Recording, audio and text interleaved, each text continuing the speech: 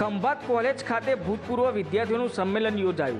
શ્રી ખંભાત તાલુકા સાર્વજનિક કેળવણી મંડળ સંચાલિત શૈક્ષણિક સંસ્થાઓ દ્વારા શ્રી બી.ડી. રાવ કોલેજ કેમ્પસ ખાતે ખંભાત ખાતે ભૂતપૂર્વ વિદ્યાર્થીઓનું સંમેલન શ્રી ખંભાત તાલુકા સાર્વજનિક કેળવણી મંડળના પ્રમુખ શ્રી જયંતિભાઈ પટેલની અધ્યક્ષતામાં યોજાયો। આ કાર્યક્રમના મુખ્ય મહેમાન તરીકે ભૂતપૂર્વ વિદ્યાર્થી તથા રાજકોટ ક્ષેત્રના સંસદ સભ્ય શ્રી પુરુષોત્તમ રૂપાલીજી ઉપસ્થિત રહ્યા હતા। આ કાર્યક્રમની શરૂઆત દીપ પ્રાગટ્યથી કરવામાં આવી હતી। ત્યારબાદ બીએડ કોલેજના કાર્યકારી આચાર્ય મોહિનીબેન શર્માએ પુરુષોત્તમ રૂપાલાજીનો શાબ્દિક પરિચય કરાવ્યો હતો તથા આર્ટ્સ કોમર્સ સાયન્સ કોલેજના આચાર્ય ડોક્ટર વશિષ્ઠધર ત્રિવેદીએ સંસ્થાનો પરિચય તેમજ પ્રસિદ્ધિઓથી સૌને વાકેફ કર્યા હતા। સંસ્થાના સેક્રેટરી ડોક્ટર બંકિમચંદ્ર વ્યાસ સાહેબે પોતાના વક્તવ્યમાં જણાવ્યું હતું કે સંસ્થાની પ્રગતિમાં આપ સર્વે ભૂતપૂર્વ વિદ્યાર્થીઓનો વિશેષ સહકાર અનિવાર્ય છે તેમ કહી ભૂતપૂર્વ વિદ્યાર્થીઓને પણ બિરદાવ્યા હતા। રિપોર્ટર અશ્વિન ખત્રી, ખંભાત। ભલામણ આપણે થોડા જણા બેઠા હોય એવું લઈ ગયું, 4-5 જણા જ બોલ્યા,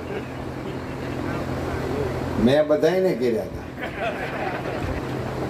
એટલે બધાએ મને તો રામ રામ કરવા જ પડે ને, વ્યવહારિક વાત છે। રામ રામ, ધન્યવાદ।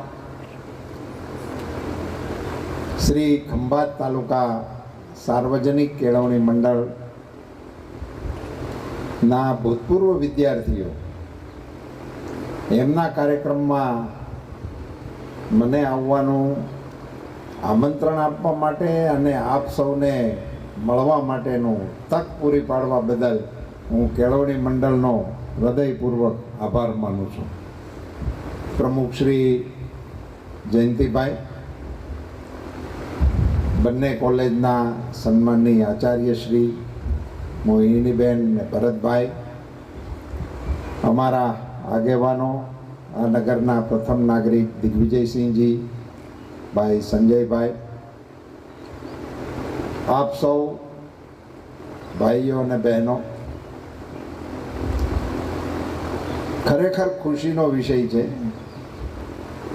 કે ભૂતપૂર્વ વિદ્યાર્થી તરીકે જ્યારે પણ કોઈ કાર્યક્રમમાં જવાનું થાય, એ પછી આપણી પ્રાથમિક શાળા હોય કે આપણી કોલેજ હોય કે અન્ય કોઈ સંસ્થા, યુનિવર્સિટી હોય, પણ એમાં અન્ય કોઈ વિશેષણને બદલે ભૂતપૂર્વ વિદ્યાર્થી તરીકે આપણને આમંત્રણ આપે અને મંચ મળે એવી મોજ એકેય વિશેષણમાં આવતી નથી। બંકિમભાઈને ટાઈમ આપ્યો તો પણ બંકિમભાઈ બોલ્યા ઓછું અને સમય દાન કર્યું।